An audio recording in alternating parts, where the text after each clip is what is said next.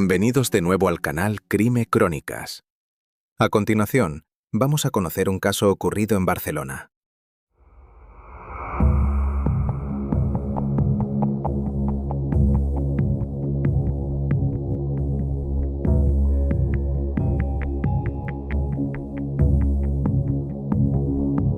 ...2 de diciembre de 2001, Barcelona, España. Un vecino se asoma al balcón y ve en el patio interior del edificio el cuerpo de una mujer, sin ropa y con quemaduras en la piel. La policía llega al lugar y la primera hipótesis es el suicidio.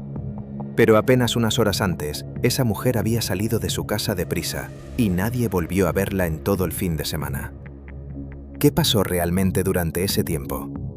¿Por qué una hipótesis que parecía tan simple terminó abriendo uno de los casos más complejos y largos de la última década en España? Quedaos con nosotros, porque vamos a seguir cada pista, cada agujero de esta investigación que aún no ha sido del todo revelada.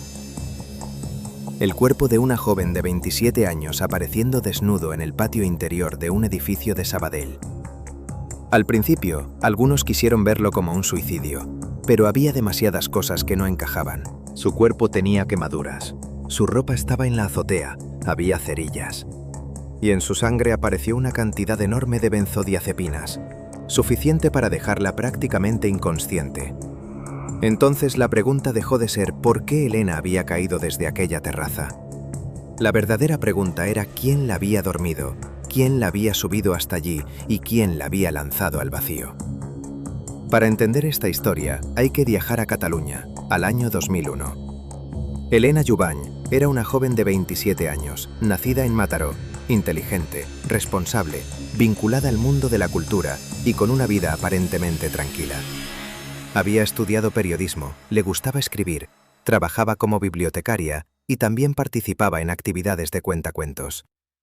No era una persona conflictiva, no arrastraba una vida marcada por enemigos visibles, ni parecía estar metida en ningún entorno peligroso. De hecho, una parte importante de su vida social en Sabadell giraba alrededor de la Unió Excursionista de Sabadell, un grupo de montaña donde había conocido a varias personas.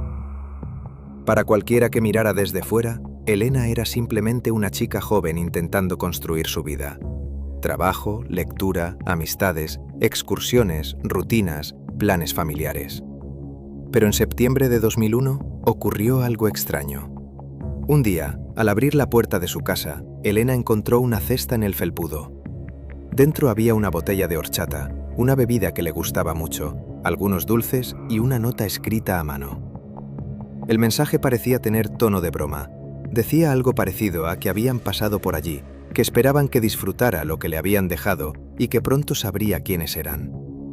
A simple vista podía parecer una travesura entre amigos, pero había algo inquietante.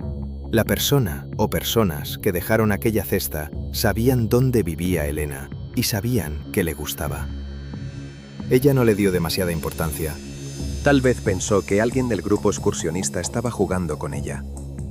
Tal vez creyó que era una broma rara, pero inocente. El problema es que unas semanas después la escena se repitió. Esta vez, Elena encontró otra nota y una botella de zumo de melocotón.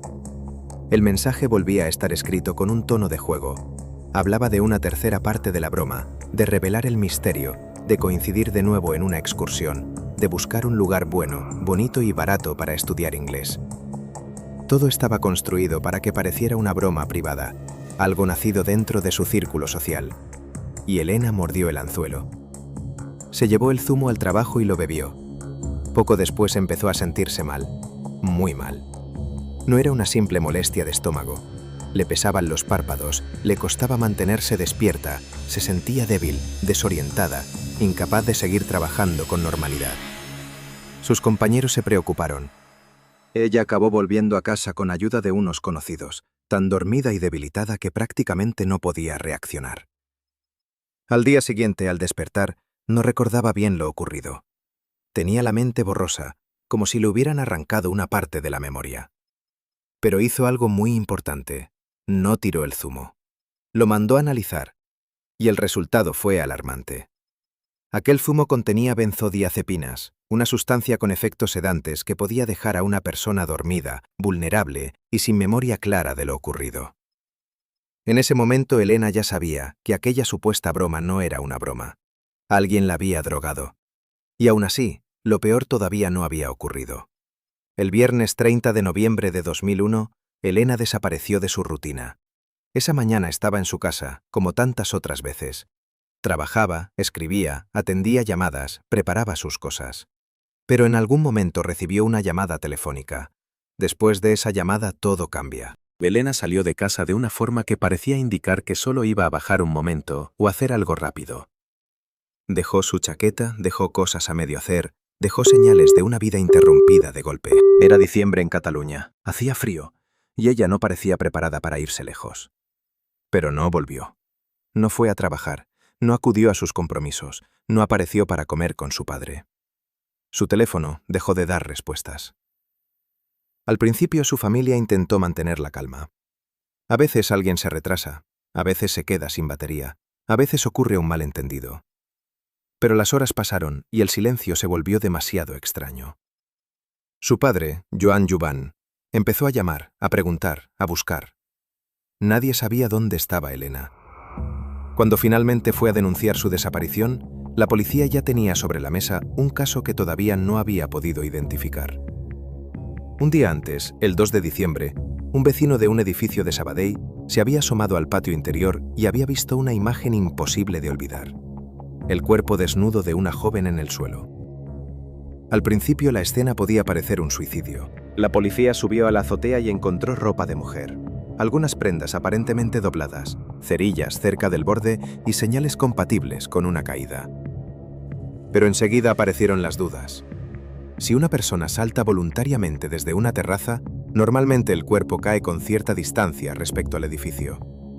En cambio, el cuerpo de Elena apareció demasiado pegado a la pared, como si no hubiera saltado por sí misma, sino como si hubiera caído a plomo o hubiera sido lanzada cuando ya no podía reaccionar. Además, el cuerpo tenía quemaduras en zonas concretas, cerca del pecho y de la pelvis. Había cerillas, había ropa en la azotea, y más tarde, la autopsia reveló uno de los datos más importantes de todo el caso. Elena tenía en sangre una cantidad altísima de benzodiazepinas, muy por encima de una dosis normal. Según los médicos, con esa cantidad debía estar en un estado de coma o semicoma, es decir, Elena no estaba en condiciones de subir a una azotea, desnudarse, preparar su ropa, acercarse al borde y lanzarse por voluntad propia. Alguien la había drogado, alguien la había mantenido en ese estado y alguien la había llevado hasta el lugar desde donde cayó. La policía, sin embargo, decidió manejar públicamente una versión delicada. Dejó que se hablara de suicidio, en parte con la idea de que los autores se relajaran y cometieran errores. Pero esa estrategia tuvo una consecuencia muy dura para la familia. Durante el funeral, tuvieron que soportar que mucha gente creyera que Elena se había quitado la vida, mientras ellos sabían que la policía sospechaba algo mucho más grave. Y al no haber presión mediática fuerte desde el principio, el caso perdió horas, días y una atención pública que quizá habría cambiado la investigación. Mientras tanto, los agentes empezaron a tirar del hilo. ¿Qué hacía Elena en ese edificio? ¿Quién vivía allí? ¿Quién la conocía? La respuesta apareció en uno de los pisos. Montserrat Careta, conocida como Monse, vivía en el mismo edificio desde cuya azotea habría caído Elena. Al principio, cuando la policía llamó a su puerta, Monse no colaboró demasiado. Dijo que no sabía nada, que no conocía bien a la chica, que no quería problemas. Pero después se descubrió que sí conocía a Elena. Ambas estaban vinculadas al entorno de la Unió Excursionista de Sabadell. Y eso puso el foco en un grupo concreto: personas que compartían excursiones, actividades, confianza, cercanía. Justo el tipo de entorno desde el cual podían haber salido aquellas notas anónimas. La investigación empezó a mirar hacia varios miembros del grupo: Monse, su pareja Santiago La Iglesia, conocido como Santi, Anna, Xavi y Jauma. Cada uno debía explicar dónde estuvo durante las horas clave. Y ahí comenzaron las contradicciones. Algunos dieron versiones diferentes sobre la noche del viernes. Otros cambiaron sus declaraciones. Se habló de un partido de fútbol, de excursiones, de una manifestación, de encuentros que no terminaban de cuadrar. En un momento, dos de los sospechosos ofrecieron relatos incompatibles sobre lo que habían hecho. Pero la forma en que se manejó ese interrogatorio fue muy criticada con los años, porque se les permitió confrontar versiones y, de algún modo, armonizar sus coartadas. Ese fue uno de los grandes problemas del caso, no solo lo que se investigó, sino cómo se investigó. Hubo decisiones que después serían vistas como errores graves. No se registró de inmediato el piso de Montse. No se analizaron desde el principio todas las letras de todos los miembros del grupo. Se puso el foco en unas personas y se dejaron otras zonas oscuras. Y en un caso donde cada hora importa, esos vacíos pueden cambiarlo todo. 2 meses después de la muerte de Elena, la policía entró finalmente en el piso de Montse. Allí encontró 2 elementos que parecían muy incriminatorios: cerillas similares a las que habían aparecido en la azotea y envases de Noctamid, un medicamento con benzodiazepinas, la misma familia de sustancias que apareció en el cuerpo de Elena y en el zumo que ella había mandado analizar. Además, un informe grafológico señaló que parte de las notas anónimas podía haber sido escrita por Montse y otra parte por Anna. Con esos elementos, Montse fue detenida y enviada a prisión preventiva.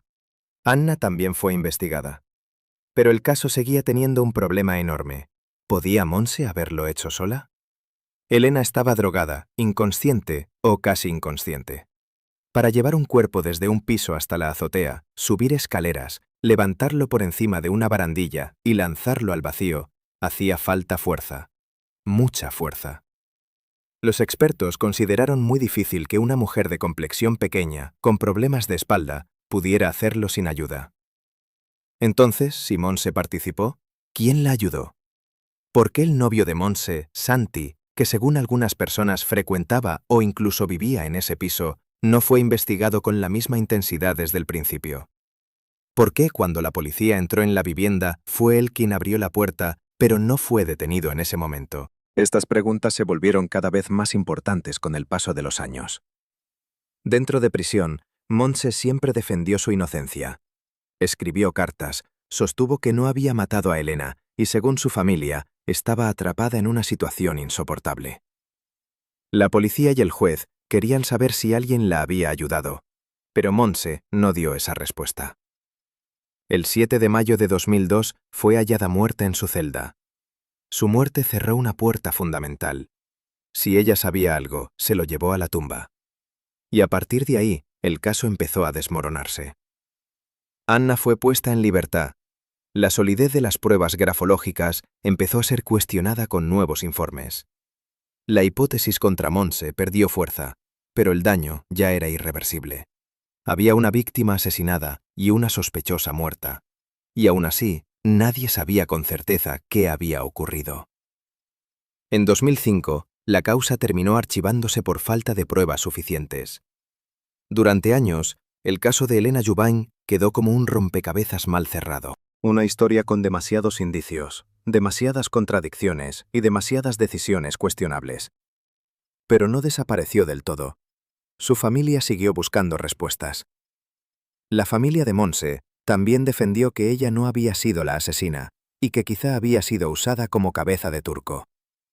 Y muchos años después, el caso volvió a la luz gracias a investigaciones periodísticas, documentales y a personas que empezaron a revisar los detalles desde cero. Entonces ocurrió algo clave. Nuevos testigos comenzaron a aparecer. Gente que en 2001 no había entendido la importancia de lo que sabía, o que ni siquiera se había enterado bien del caso porque se presentó públicamente como un suicidio, empezó a aportar datos. Algunos testimonios pusieron en duda coartadas antiguas. Otros señalaron que ciertas personas no estaban donde habían dicho estar. También se revisó el ordenador de Elena, algo que no se había analizado adecuadamente durante años. Y ahí apareció otro nombre con fuerza: Xavi Jiménez. Según los nuevos análisis, habría elementos que lo relacionaban con las cartas anónimas. La grafología más reciente apuntó a que él pudo participar en la escritura de aquellas notas que acompañaban las bebidas. Pero escribir una nota no equivale automáticamente a cometer un asesinato. Esa es la parte difícil del caso. Para llegar a una acusación sólida, había que unir las notas, las benzodiazepinas, la desaparición, el lugar donde apareció el cuerpo, las posibles coartadas falsas y las pruebas biológicas. No bastaba con sospechar, había que demostrar. Con la reapertura de la causa, también se enviaron nuevas muestras a analizar con tecnología moderna. Se habló de ADN, de restos en la ropa, de material encontrado en zonas íntimas de Elena, de nuevas posibilidades que en 2001 no estaban al alcance de la investigación. Pero el tiempo juega siempre contra la verdad. Después de 20 años, las pruebas se degradan, los recuerdos cambian, los testigos mueren, los sospechosos reconstruyen su vida y cada paso judicial se vuelve más difícil. El caso de Elena Jubany es aterrador precisamente porque no se parece al crimen cometido por una mafia lejana ni por un desconocido escondido en la noche. Todo parece apuntar hacia un entorno normal. Gente joven, excursionistas, amistades, personas aparentemente integradas en una vida común. Y eso lo vuelve mucho más perturbador. Porque si la hipótesis principal es correcta, Elena no cayó en manos de un extraño. Cayó en una trampa diseñada por alguien que sabía qué bebía, dónde vivía, con quién salía de excursión y cómo hacer que confiara. Primero fue una horchata, después un zumo de melocotón, después una llamada y finalmente una terraza. La pregunta que sigue flotando es qué ocurrió durante esas horas perdidas entre el viernes 30 de noviembre y la madrugada del 2 de diciembre. ¿Dónde estuvo Elena? ¿Quién la retuvo? ¿Por qué la drogaron con una dosis tan alta? ¿Intentaron hacerle daño y luego simular un suicidio? ¿Se les fue de las manos Abra? ¿Hubo una agresión que no querían que ella recordara? ¿Las quemaduras fueron un intento de ocultar algo? ¿De escenificar una muerte o incluso de reanimarla de forma desesperada? Algunas hipótesis son terribles, pero ninguna ha sido probada de manera definitiva. Lo único seguro es que Elena no tuvo una muerte voluntaria y tranquila. Alguien la colocó en una situación de absoluta indefensión, alguien convirtió su confianza en una trampa, y después, durante años, el caso quedó enterrado bajo errores, dudas y silencios. Esta historia no solo habla de un asesinato, habla de cómo una investigación puede fallar en los primeros días y arrastrar ese fallo durante décadas. Habla de una familia que tuvo que fingir ante los demás que su hija se había suicidado para ayudar a una estrategia policial. Habla de una sospechosa que murió en prisión defendiendo su inocencia. Habla de informes grafológicos contradictorios, de pruebas que llegaron tarde, de coartadas que cambiaron, de testigos que aparecieron 20 años después y de una víctima que todavía espera una verdad completa. Elena Jubany tenía 27 años cuando alguien decidió convertir una broma en una trampa mortal. Había salido de Mataró para construir una vida en Sabadell. Trabajaba entre libros, cuentos y niños. Escribía. Le gustaban las excursiones. Confiaba lo suficiente en su entorno como para beber un zumo que alguien le dejó en la puerta. Y esa confianza fue exactamente lo que alguien utilizó contra ella. Más de 2 décadas después, su caso sigue siendo uno de los grandes enigmas criminales de Cataluña. Un cuerpo en un patio, una azotea con ropa y cerillas, un zumo con benzodiazepinas, una nota anónima y un círculo de conocidos donde, quizá, alguien sabe mucho más de lo que dijo. Porque a veces el miedo no entra por la ventana ni rompe la puerta. A veces llama con una nota amable, deja una bebida en el felpudo y se presenta como una broma. Y cuando la verdad llega demasiado tarde, lo que queda no es solo una muerte sin justicia plena, sino una pregunta que sigue viva. ¿Quién mató realmente a Elena Jubany?